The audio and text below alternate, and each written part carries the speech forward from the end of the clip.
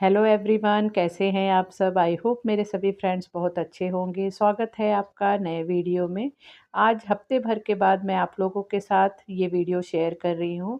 Actually ये video है Sunday के दिन की, लास्ट संडे की वीडियो है, लेकिन इसे मैं शेयर नहीं कर पाई थी। एक्चुअली मेरी तबीयत बहुत ज़्यादा ही ख़राब हो गई है।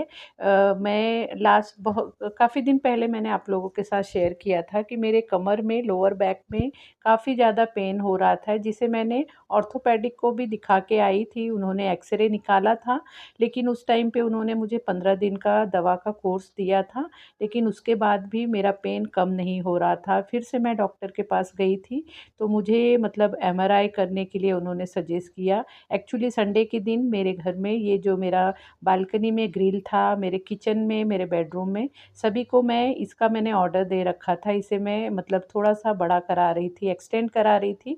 जैसे प्लांट व्लांट लगाती हूँ, तो काफ़ी छोटा पड़ रहा था, तो मैंने सोचा कि इसका मैं काम करा लूँ।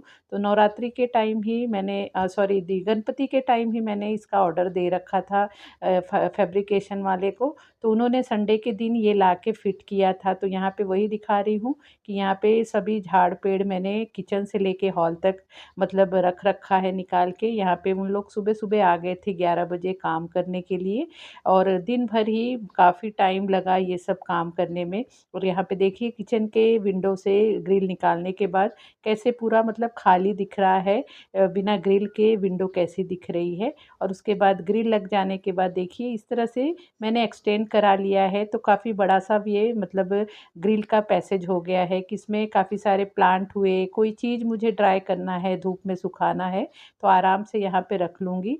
तो ये संडे के दिन ये मतलब ये मैंने वीडियो शूट किया था, और मंडे के दिन भी मैंने काफ़ी सारा काम किया था, लेकिन मुझे थोड़ा-थोड़ा पेन हो ही रहा था। लेकिन ट्यूसडे के दिन मेरा पेन बहुत ज़्यादा ही अचानक रात से बढ़ गया था। फिर से मैं ऑर्थोपेडिक के पास गई, तो उन्होंने मतलब फिर मेरा एमआरआई करने के लिए कहा। उसका मतलब रिपोर्ट आने के बाद पता चला कि मेरा जो स्पाइनल कॉर्ड होता है उसमें स्लिप डिस्क हो गया था। थोड़ी-सी सूजन आ गई थी, और जिसकी वजह से मतलब मुझे बिल्कुल ही उठना, बैठना, झुकना एकदम ही मतलब मेरे लिए इम्पॉसिबल हो गया था। तो हफ्ते भर से मैं रेस्ट पे चल रही हूँ, और जो फिज़ियोथेरेपी होता है वो भी पर डे ले रही हूँ। अब थोड़ा मुझे 6-7 दिन हो गया है, तो काफ़ी रिलीफ़ भी लग रहा है, थोड़ा बहुत मूवमेंट भी कर रही हूँ। लेकिन बिल्कुल वीडियो जैसे ये वाली मेरे मोबाइल में पड़ी थी, लेकिन इसका एडिटिंग करने का बिल्कुल ही मेरी हिम्मत नहीं हो रही थी। तो संडे के दिन मुझे थोड़ा-सा ठीक लग रहा था, तो मैंने सोचा आप लोगों के साथ ये वाली वीडियो को शेयर कर दे रही हूँ। तो यहाँ पे ये वाला देखिए ग्रिल लग जाने के बाद मेरे बालकनी का आप लुक देख सकते हैं। तो यहाँ पे अब बहुत सारा मैं हैंगिंग वाले प्लांट भी लगा सकती हूँ, प्लांटर लगा सकती हूँ, और इस तरह से मतलब नीचे भी अच्छे से बहुत सारे प्लांट रख सकती हूँ। और ये सब रखने मतलब लगाने के बाद इतना सारा गंदगी घर में हो गया था कि पूरा मतलब शाम हो गई, रात के 8 बज गए थे पूरे घर को साफ़-सुथरा करने में। इस तरह से ग्रिल लगवाने का मुझे बहुत ज़्यादा ही एक्साइटमेंट था कि जब ग्रिल लग जाएगा तो मैं बहुत सारे प्लांट लगाऊंगी, थोड़े से नए वाले भी प्लांट लाके यहाँ पे ऐड करूँगी। लेकिन जैसे कहते हैं ना कि कुछ पनौती लग जाता है, और हम जो सोचते हैं वो कभी होता नहीं है। तो उसी तरह से मेरे साथ हुआ कि उसके नेक्स्ट डे ही मतलब ट्यूसडे के दिन से मैं इतनी ज़्यादा बीमार हो गई कि मेरा हिलना-डुलना भी मतलब नामुमकिन हो गया था। तो जो भी होता है अच्छा ही होता है, मैं तो यही सोच के चलती हूँ। तो अभी जैसे थोड़ा बहुत अब मुझे ठीक लग रहा है, तो अब मैं फिर से अपने काम को चालू करूँगी। लेकिन यहाँ पे जो भी मेरे प्लांट थे मैंने इसी को बहुत अच्छे से सजा-धजा दिया, और अब नवरात्रि भी आने वाली है। तो मुझे मतलब बिना कोई चीज़ किए, अच्छे से किए, सेलिब्रेशन किए, मुझे दिल को तसल्ली ही नहीं होती है। तो धीरे-धीरे अब मेरी नवरात्रि की भी तैयारी मैं शुरू करूँगी। फ़िलहाल अभी धीरे-धीरे ही करूँगी, क्योंकि बहुत ज़्यादा शरीर में स्ट्रेस नहीं दे सकती हूँ, क्योंकि स्वेलिंग इतनी ज़्यादा है मेरे लोअर बैक में, और मेरे नी तक ही उसका मतलब प्रेशर मुझे आ रहा है। तो जैसे-जैसे मेरे से हिम्मत होगी उसी तरह से काम करना शुरू करूँगी। अब ये है नेक्स्ट डे मंडे के दिन की वीडियो। मंडे के दिन सुबह उठ के जैसे रात को ही सब साफ़-सफ़ाई मैंने की थी, फिर सुबह उठने पे भी फिर बहुत सारे काम हो गए थे। और यहाँ पे मैंने जैसे मेरे घर में कुछ भी थोड़ा बहुत कोई काम करने आता है, तो मैं उनसे 1-2 एक्स्ट्रा काम भी करा लेती हूँ। मुझे हँसी भी आ रही है बताते हुए कि जो छोटे-मोटे 1-2 कोई ड्रिल कराना हुआ या कुछ ऐसे काम के लिए हम ड्रिल वालों को या किसी को बुलाते हैं तो आते नहीं हैं ऐसे चुटुर-पुटुर काम के लिए। तो जब इस तरह के कोई काम करने आते हैं तो उनके पास ड्रिल मशीन होता ही है, तो उन्हीं से करा लेती हूँ। तो यहाँ पे मैंने ये हैंड वॉश लिक्विड रखने के लिए मैंने ये वाला एक इसे क्या बोलेंगे मुझे अब याद नहीं आ रहा है, वही मैंने ले रखा था। इस तरह का मैंने मेरे बाथरूम में भी लगा रखा है बाथ लिक्विड के लिए। तो यहाँ पे मुझे मेरे बेसिन के पास भी ये चाहिए था। इस तरह के जो हम लिक्विड रखने के लिए हैंड लिक्विड रखने के लिए बॉटल का यूज़ करते हैं, ये बड़ी जल्दी गंदी हो जाते हैं और इसका निशान भी बेसिन पे हो जाता था। तो मैंने सोचा इस तरह का हैंग करने वाला लगा दूँ तो ये ज़्यादा ईज़ी पड़ेगा। तो यही वाला मैंने उन लोग से ड्रिल करवा लिया था। तो मैंने सोचा इसे यहाँ पे हैंग करके इसमें हैंड वॉश लिक्विड उसमें फ़िल कर दूँ। यहाँ पे देखिए मैं अपने यहाँ का सुबह का नज़ारा आप लोगों को दिखा रही हूँ। सुबह के टाइम पता नहीं आजकल इस तरह से ही हमारे यहाँ मौसम हो जा रहा है। ये फॉग है कि स्मोक है कुछ समझ में नहीं आता है। लेकिन इसी तरह से सुबह के टाइम एकदम ही धुंधला सा हो जा रहा है। बारिश भी खूब हो रही है और ठंडा भी मौसम काफ़ी हो गया है। उसी के साथ इस तरह से मतलब एकदम धुंधलापन हो जाता है। देखने पे अच्छा लगता है लेकिन समझ में नहीं आता है ये पॉल्यूशन है कि क्या है। उसके बाद यहाँ पे मैं आ गई हूँ नाश्ता करने। हस्बैंड को नाश्ता दे दिया था बना के और वो नाश्ता करके सोने चले गए हैं। बेटे ने भी नाश्ता कर लिया है तो यहाँ पे मैं अब नाश्ता कर ले रही हूँ। आज मैंने बनाया था साबूदाने की खिचड़ी बनाई थी और यहाँ पे मैं साबूदाने की खिचड़ी को दही के साथ खाना पसंद करती हूँ। और यहाँ पे मेरी खिड़की में मतलब गैलरी में मैं नोटिस कर रही हूँ कि जब से कल से मैंने मतलब जब मेरे ग्रिल को बड़ा करा लिया है तो इतने सारे स्पैरो और पिजन ये सब काफ़ी आ रहे हैं। स्पैरो तो मेरे बालकनी में इतने ज़्यादा आते हैं कि उनके लिए मैं खाना और पानी रखती हूँ। तो जब अगर खाना दाना उस चावल उसमें नहीं रहता तो वो आवाज़ दे के बुलाते हैं कि मतलब खाना ख़त्म हो गया है। तो मुझे अब उनकी आवाज़ से समझ में आने लगा है कि उनका जो भी खाना पानी है वो मतलब उसमें है नहीं, इसलिए मुझे आवाज़ दे रहे हैं। तो फिर से मैंने वहाँ पे वो फ़िल किया और फिर आ गई हूँ नाश्ता करने। और नाश्ता करने के बाद यहाँ पे सुबह और रात को मैं मल्टीविटामिन की गोली खाती हूँ। मुझे कमेंट आया था कि आप कौन-सी मल्टीविटामिन की गोली खाती हैं, प्लीज़ मुझे शेयर करना। तो मैं वही यहाँ पे आपको दिखा दूँ कि ये वाली मल्टीविटामिन को मैं यूज़ करती हूँ। काफ़ी टाइम से यूज़ कर रही हूँ और उसकी वजह से मेरा शरीर भी हमेशा मुझे फ्री लगता है। लेकिन जैसे अभी मेरी तबीयत ख़राब हो गई है तो कभी-कभी दिमाग में ये भी आता है कि इतना सब कुछ खाने-पीने के बावजूद भी शरीर में कुछ ना कुछ हो जाता है। तो ये सब चीज़ें वक़्त के साथ-साथ धीरे-धीरे थोड़ी बहुत वीकनेस और कमज़ोरी शरीर में आने ही लगती है। उसी को बैलेंस करने के लिए हमें अपने शरीर का भी उतना ही ध्यान भी रखना चाहिए। तो मैं इसी तरह से मतलब ये वाली गोली खाती हूँ। यहाँ पे देखिए मैं 2 टाइप की दवा मतलब दिन में 2 बार खाती हूँ, एक दिन में, एक रात में। तो ये वाला एक टाटा 1 एमजी का है, जिसका मतलब हेयर, स्किन एंड नेल्स के लिए है और ये सप्लीमेंट्री कैप्सूल्स हैं मतलब मल्टीविटामिन के लिए है, तो काफ़ी अच्छा-सा है। मैं इसे लगभग 8-10 महीने से मतलब साल भर से तो यूज़ ही कर रही हूँ और इसे यूज़ करने के बाद मुझे मेरे स्किन में और मेरे बाल, नेल्स में सब में मुझे फ़र्क समझ में आ रहा है। और एक मैं ये यूज़ करती हूँ कॉड लिवर ऑयल जो मतलब हमारे विटामिन ए और विटामिन डी की फुलफ़िल करता है और इस तरह से मैं नॉन-वेज नहीं खाती हूँ, मैं वेजिटेरियन हूँ। लेकिन दवा में मैं चीज़ों को खाना पसंद करती हूँ। मैं कोई भी चीज़ में मतलब कॉम्प्रोमाइज़ नहीं करती हूँ। वैसे भी दवा में क्या-क्या चीज़ें मिलाई जाती हैं हमें पता तो होता नहीं है। तो ये जो कॉड लिवर ऑयल है ये शायद फ़िश के लीवर का ऑयल होता है, तो ये ओमेगा 3 इसमें बहुत ज़्यादा भरपूर मात्रा में मिलता है, तो मैं ये दोनों कैप्सूल का यूज़ करती हूँ। और इस तरह से दवा में मुझे ऐसे लगता है कि हमें चीज़ों को ज़्यादा सोचना नहीं चाहिए, जो हमारे हेल्थ के लिए अच्छा हो, उसे ज़रूर ही खा पी लेना चाहिए। यहाँ पे मैं अब किचन में आ गई हूँ। मुझे थोड़े से मेरे प्लांट में कुछ चीज़ों को ऐड करना था, तो वही मैं यहाँ सोची आज कर लूँ। तो यहाँ पे मैंने एक आलू कच्चे आलू को मिक्सी में ग्राइंड कर लिया था और उसे इस तरह से छान के और उसमें थोड़ा-सा पानी ऐड करके इसका मतलब लिक्विड जैसा बना ले रही हूँ। और इसे मैं जो गुड़हल का प्लांट होता है उसमें ही इसे अब 15 दिन में एक बार मैं इस तरह से डाल देती हूँ। मेरा जो गुड़हल का पेड़ था वो नर्सरी से लाने के बाद बिल्कुल ही मतलब ख़राब हो गया था, बेकार हो गया था। लेकिन इस तरह से अब मैं 2 बार से ये आलू को पीस के और उसके पानी को उसमें डाल रही हूँ, तो काफ़ी अच्छे से अब वो ग्रो कर रहा है। धीरे-धीरे उसमें मतलब फ्लावरिंग भी होने लगेगा, तो ये वाला भी मुझे काम करना था। साथ में इस तरह का ये वाला एक प्लांट था, जो मैंने इसे भी नर्सरी से लाया था। इसमें लीफ जैसे डॉटेड वाले होते हैं ना, उस तरह का ये प्लांट है, नाम तो मुझे अभी भी नहीं पता है।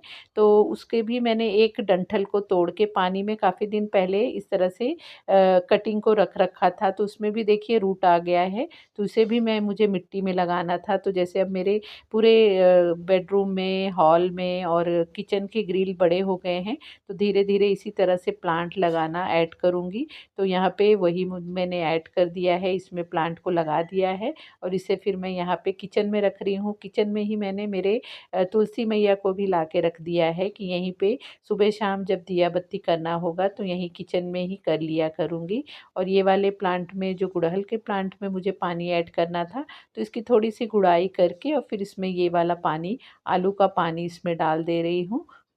फिर उसके बाद मुझे मेरे लिए लड्डू बनाना था। काफ़ी टाइम से मेरा पेरीमोनो फ़ेज़ चल रहा है, जिससे मैं गुज़र रही हूँ। तो इस लड्डू को मैं खा के मुझे थोड़ा-सा जो हमारा इम्बैलेंस हो जाता है, हार्मोनल इम्बैलेंस हो जाता है, तो उसे वो कंट्रोल करता है। तो इस तरह के लड्डू मैं बना के रख लेती हूँ और 15-20 दिन आराम से चलते हैं। उसके बाद फिर से इसे बना लेती हूँ, क्योंकि इसमें मैं काफ़ी सारे सीड्स डालती हूँ, जो कि हमारे लिए दवा के जैसे काम करता है। अगर आप भी इस मतलब पेरीमोनोफेज़ से गुज़र रहे हो, तो आप भी इस लड्डू को वो ट्राई ज़रूर कर सकते हैं। और मैं सजेस्ट करूँगी कि इस तरह की चीज़ों को जब हम ट्राई करते हैं, तो उस पे हमें बिल्कुल मतलब 100% ट्रस्ट करके इसे खाना चाहिए।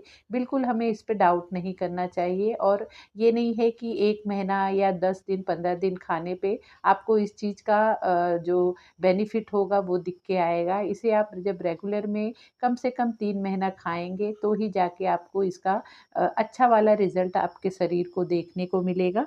तो देखिए यहाँ पे मैं इस लड्डू को बनाने के लिए काफ़ी सारे सीड्स का यूज़ करती हूँ।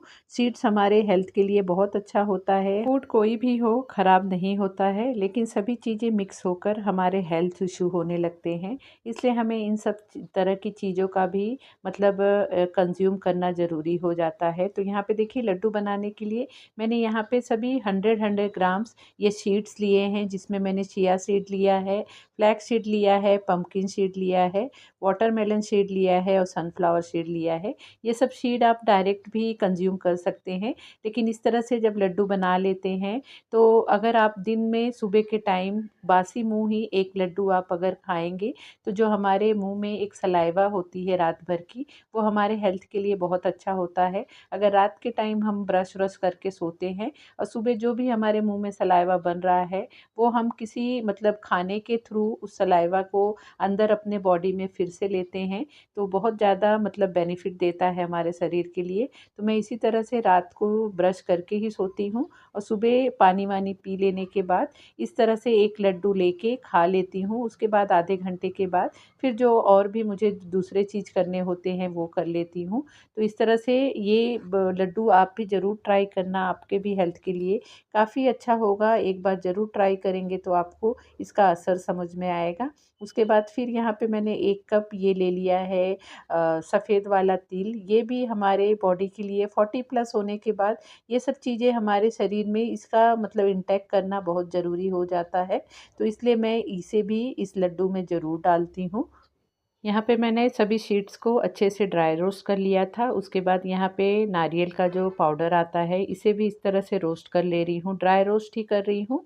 और उसके बाद उसे सभी को साइड में कर देंगे, ठंडा होने देंगे।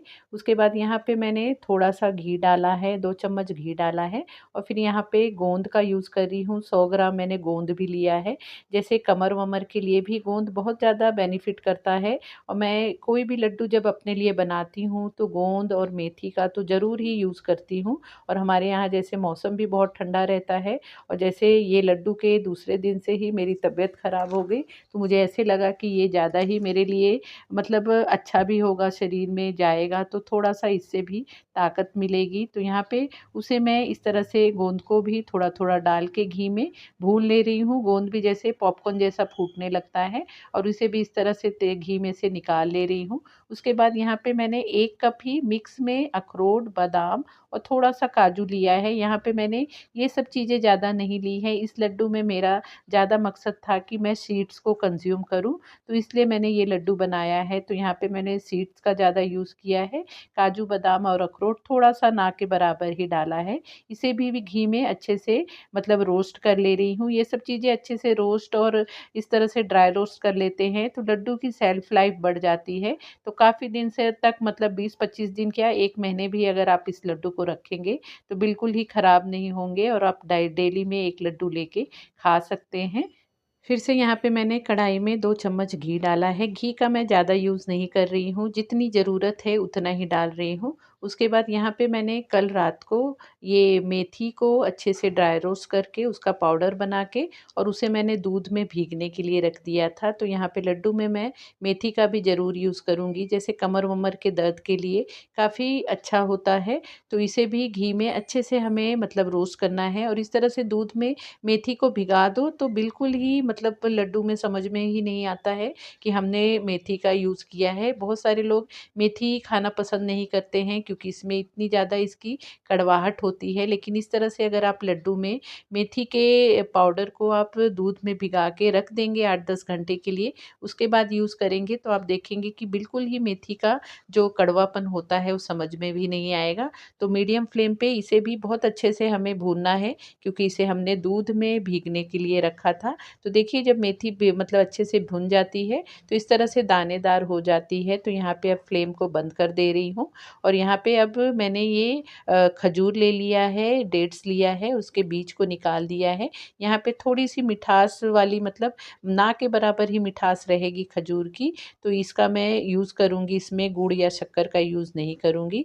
तो इसे मैं थोड़ा-थोड़ा जैसे जो हमने सीड्स को ड्राई रोस्ट करके रखा है उसके साथ थोड़ा-थोड़ा डालेंगे और इसे ग्राइंड करते जाएँगे तो सभी चीज़ों में बहुत अच्छे से ये मिक्स होते जाएगा और सभी चीज़ों को एक साथ एक जगह पे ले लेंगे। सभी जो भी हमने चीज़ों को ड्राई रोस्ट किया है या घी में भुना है, यहाँ पे देखिए सभी चीज़ों को मैंने बहुत अच्छे से इस तरह से मतलब पाउडर बना लिया है। उसके बाद फिर इसमें मैं डाल रही हूँ 2 चम्मच ये मुलेठी पाउडर और 2 चम्मच ही यहाँ पे अश्वगंधा पाउडर डाल रही हूँ। ये बहुत ही ईज़िली आपको किसी भी लोकल शॉप से मिल जाएगा और ये मतलब जो दोनों चीज़ है ये हमारे स्ट्रेस और हॉर्मोन्स को बैलेंस रखता है। तो इसका ज़रूर ही आप लड्डू में यूज़ कीजिए जब आप 40 प्लस हो जाएँ, तो ये सब चीज़ें हमारे शरीर के लिए बहुत ज़्यादा उपयोगी होते हैं। तो इसको भी डाल के मैं और अच्छे से अब मिक्स कर लूँगी। यहाँ पे मैं घी का यूज़ नहीं कर रही हूँ बाइंडिंग के लिए। आप चाहें तो अगर आपको ऐसा लग रहा है कि आपका जो पाउडर है वो ज़्यादा ड्राई हुआ है, तो आप थोड़ा-सा घी भी डाल सकते हैं या थोड़ा-सा आप कुक हुआ दूध भी डाल सकते हैं। थोड़े से ही दूध के छींटे दे देने से लड्डू बन जाते हैं। लेकिन यहाँ पे देखिए मेरा जो ये लड्डू का मिक्स रेडी हुआ है, बहुत ही ईज़िली ये बाइंडिंग हो जाएगी। जो भी सब चीज़ें हमने डाली है, उसमें ऑलरेडी इतना सारा मतलब ऑयल होता है कि इस तरह से मसलने पे खुद ही वो ऑयल रिलीज़ कर रहा है। तो आराम से इसे इस तरह से मिक्स कर लेंगे और इसके छोटे-छोटे लड्डू बना लेंगे कि पर डे हम 1 लड्डू खाएँ, तो हमारे हेल्थ के लिए बहुत ही ज़्यादा फ़ायदेमंद हो। तो इसी तरह से आप भी इस लड्डू को ज़रूर ट्राई करना। सो फ्रेंड ये था मेरा आज का वीडियो। आई होप आपको वीडियो अच्छी लगी होगी, आपको पसंद आई होगी। वीडियो अच्छी लगी हो तो वीडियो को लाइक शेयर करना और कमेंट करके भी ज़रूर बताना कि वीडियो आपको कैसी लगी। और अगर आप मेरे चैनल पे पहली बार आए हैं, मुझे पहली बार देख रहे हैं, तो चैनल को भी ज़रूर सब्सक्राइब कर लेना। तो मिलते हैं फिर नए वीडियो में। Bye bye.